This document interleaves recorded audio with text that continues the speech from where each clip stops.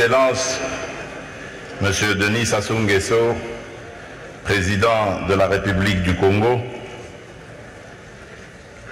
Excellences, Mesdames et Messieurs les chefs d'État et de gouvernement, ainsi que les représentants des chefs d'État, distinguées Première Dame,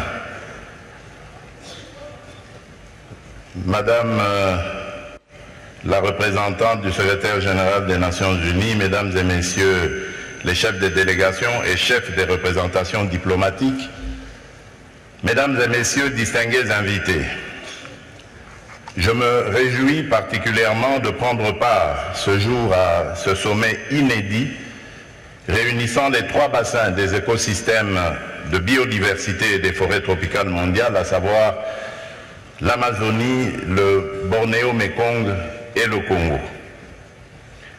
À ce propos, j'aimerais d'abord adresser mes félicitations pour cette merveilleuse initiative et mes remerciements à son Excellence, Monsieur Denis Sassou Nguesso, Président de la République du Congo,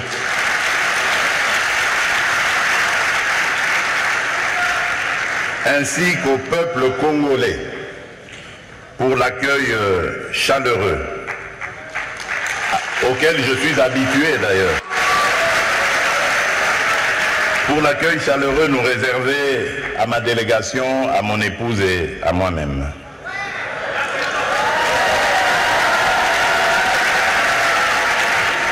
Je tiens également à remercier l'ensemble des experts des différentes délégations qui, au cours de ces derniers mois, ont travaillé sans relâche pour matérialiser ce grand événement.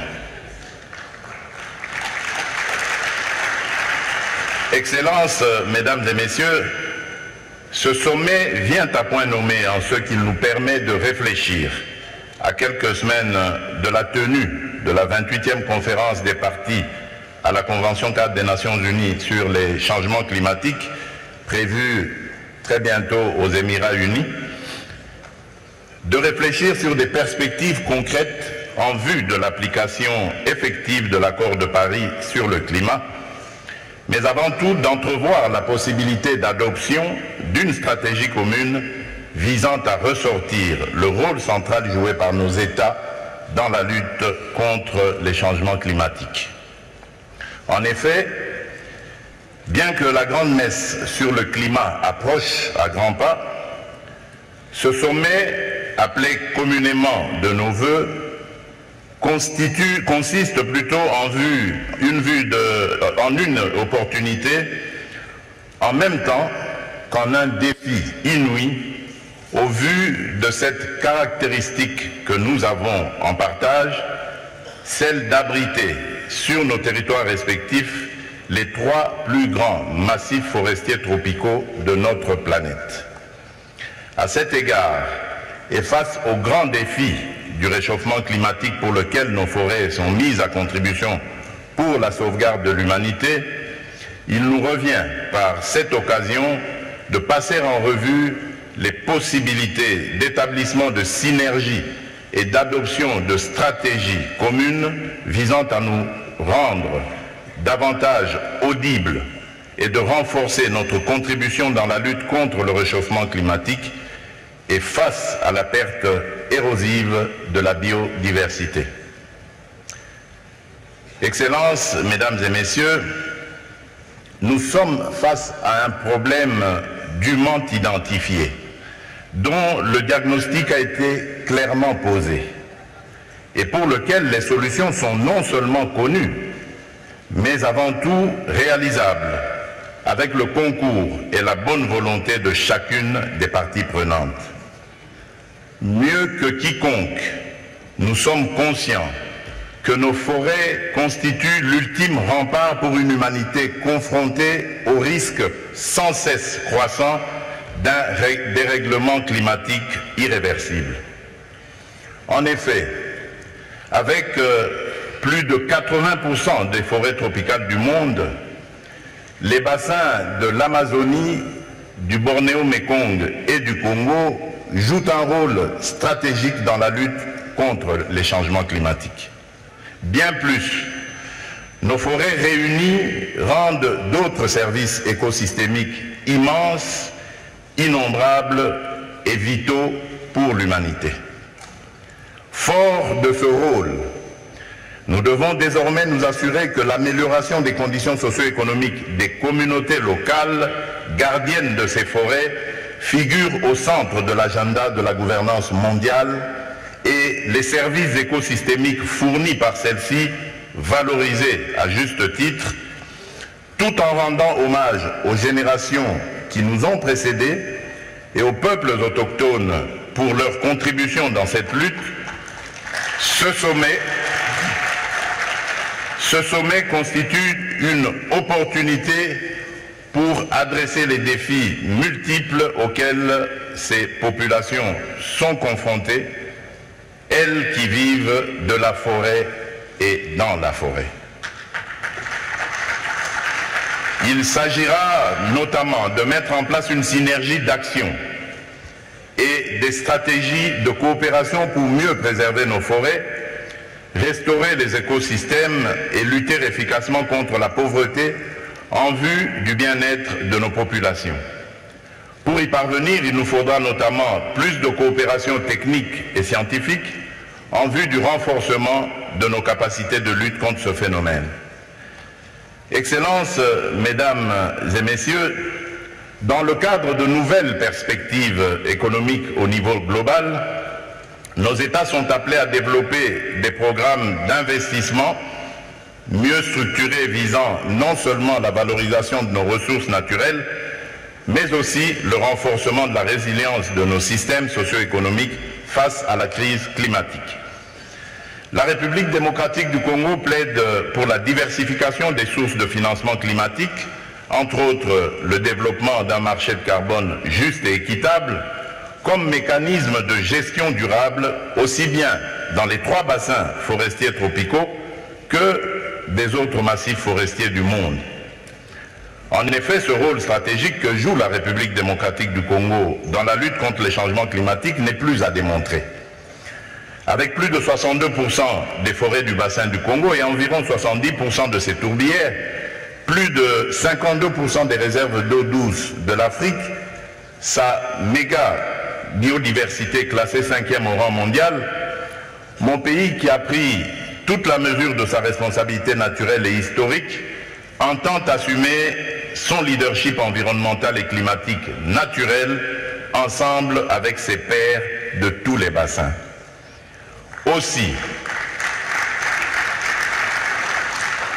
Aussi, la République démocratique du Congo ambitionne de jouer un rôle majeur dans la transition écologique mondiale, car disposant des minerais et ressources énergétiques indispensables pour ce faire. De manière non exhaustive, je cite par exemple le cobalt avec plus de 70% des réserves mondiales, le coltan, le lithium ainsi qu'un énorme potentiel en énergie propre et renouvelable. Excellences, Mesdames et Messieurs, la République démocratique du Congo entend mobiliser les financements adéquats en vue de minimiser son empreinte carbone, ce qui permettra de moderniser nos systèmes d'exploitation forestière, agricole et minière.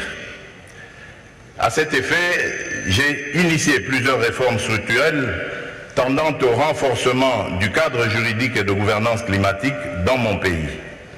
Ces réformes ont notamment pour but d'améliorer le climat des affaires, de structurer la mise en œuvre de notre contribution déterminée à l'échelle nationale et de faciliter la coopération bi- et multilatérale irrelative, d'organiser le marché de carbone et d'en garantir la transparence et l'intégrité socio-environnementale. Pour nous, les efforts consentis pour la réduction des émissions et les moyens mobilisés pour renforcer notre résilience climatique constituent une véritable opportunité de croissance économique durable. Excellence, Monsieur Denis Sassou Nguesso, Président de la République du Congo, Excellences, Mesdames et Messieurs les chefs d'État et de gouvernement ainsi que les représentants des chefs d'État, Mesdames le secrétaire général des Nations Unies, ici représenté, Mesdames et Messieurs les chefs de délégation et chefs de représentation diplomatique, Mesdames et Messieurs, distingués invités, la République démocratique du Congo appelle à la collaboration effective entre les trois bassins qui représentent 80% des forêts tropicales mondiales et qui équilibrent le bilan carbone de la planète. Par conséquent, elle trouve légitime que l'affectation des ressources mobilisées actuelles et futures tienne compte de cette pondération. Ainsi, l'engagement et le partenariat des pays des 10 bassins forestiers devront permettre la définition des politiques communes et mutuellement avantageuses.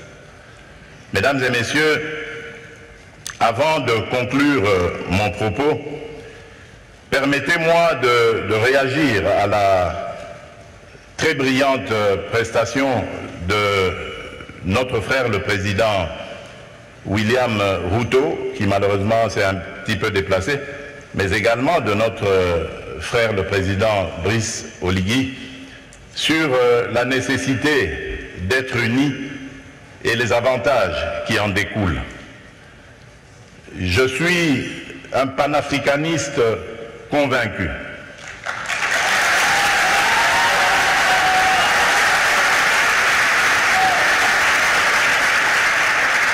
Et je suis vraiment rompu à cette conviction. Et lorsque je suis devenu, c'est ça la preuve d'ailleurs, lorsque je suis devenu président de la République, il y a presque 5 ans maintenant, la première destination à laquelle j'ai réservé mes déplacements, c'était l'Afrique. J'ai commencé par le Kenya, à l'époque du prédécesseur du président Ruto, puis je suis passé par l'Angola et je suis arrivé en République du Congo, chez notre aîné, puis j'ai fait le Rwanda et l'Ouganda, et depuis lors,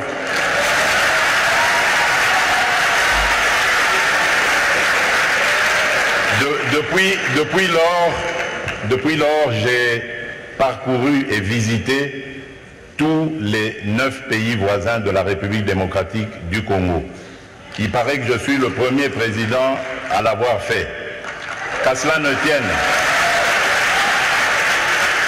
tienne, mon but était de parler à tous mes interlocuteurs, mes pairs, de la nécessité que nous avons de vivre en paix, de vivre unis et de développer des projets qui vont être à l'avantage de nos populations respectives.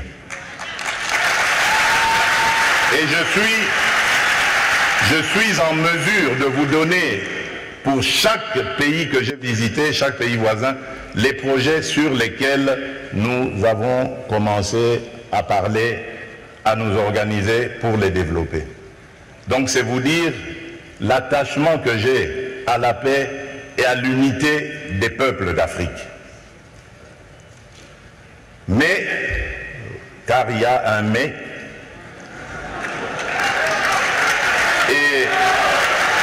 et là je voudrais vraiment m'excuser de tempérer un peu l'enthousiasme qui a été le nôtre lorsque nous avons suivi le président Ruto, pour dire, malheureusement, nous sommes loin de la réalité.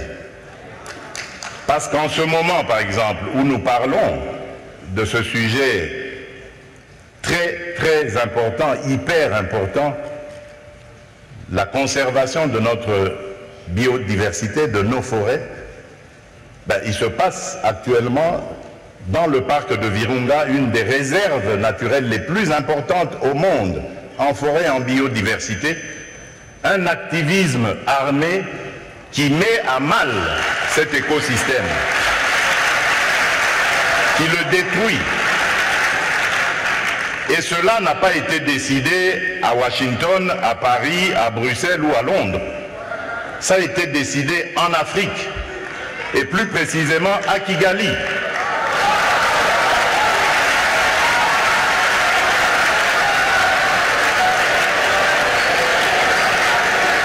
C'est l'œuvre d'un frère africain. C'est pour vous dire que nous devons bannir l'hypocrisie qui est entre nous.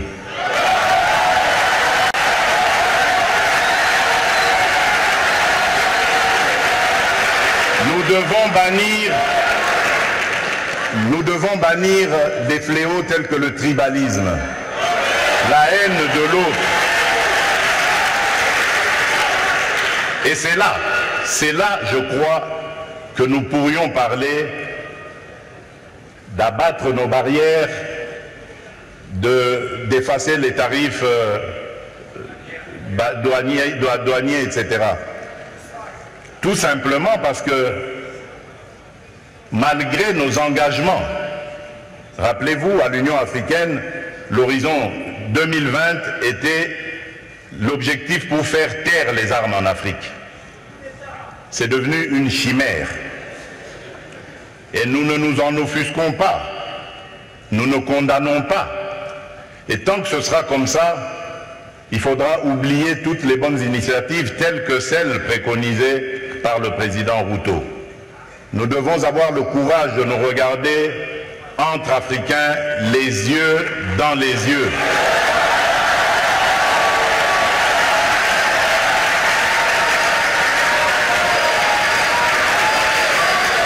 Et nous dire que on ne peut pas s'appeler frère et se poignarder dans le dos en même temps.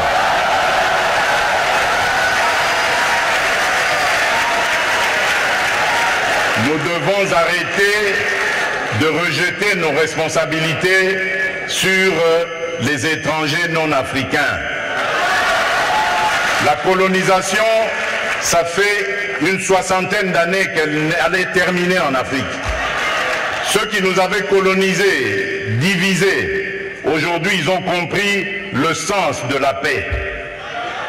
J'en veux pour preuve la France et l'Allemagne, pour ne citer que ces deux pays qui étaient les meilleurs ennemis dans le passé et qui sont les meilleurs amis aujourd'hui, le moteur de l'Union européenne. Tant que nous ne réfléchirons pas comme ça, eh bien ces gens-là, ces amis, ces partenaires à qui nous rejetons toujours la faute, ils continueront à nous prendre pour des irresponsables, ils ne nous respecteront jamais.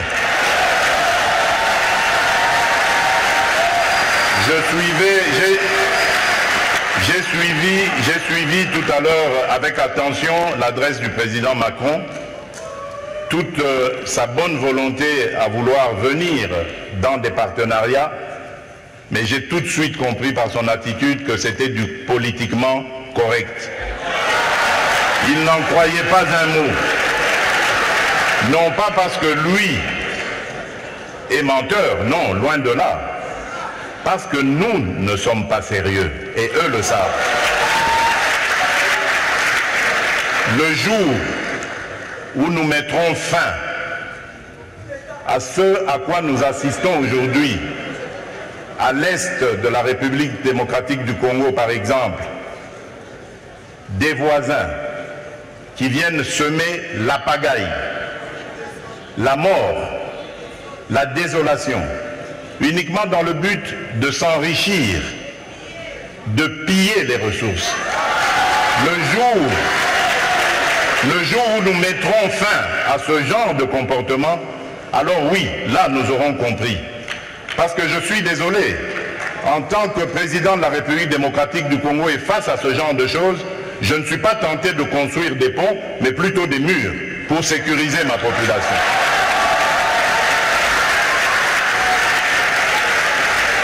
Et donc, pour clore mon propos et aussi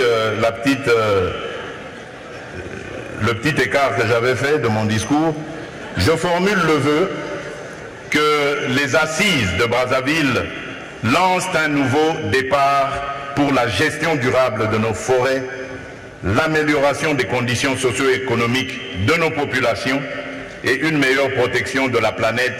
Je vous remercie.